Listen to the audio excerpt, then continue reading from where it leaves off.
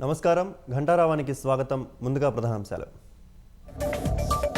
కాసేపట్లో తెలుగు రాష్ట్రాల సీఎంల సమావేశం. జలశక్తి భేటీలో ప్రస్తావించే అంశాలపై అధికారులతో చర్చ.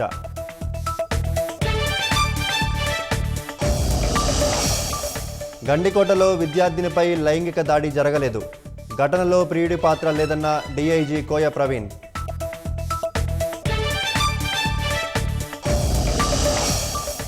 కడప జిల్లా కాలువపల్లెలో విషాదం. తండ్రి మరణాన్ని జీర్ణించుకోలేక గుండెపోటుతో కుమారుడు మృతి.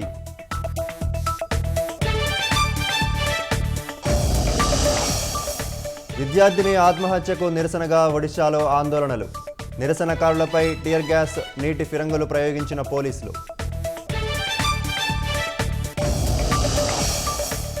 అమెరికాలోని ఈశాన్య ప్రాంతాల్లో వరద బీభత్సం. రాకపోకలకు అంతరాయం, 2 మృతి.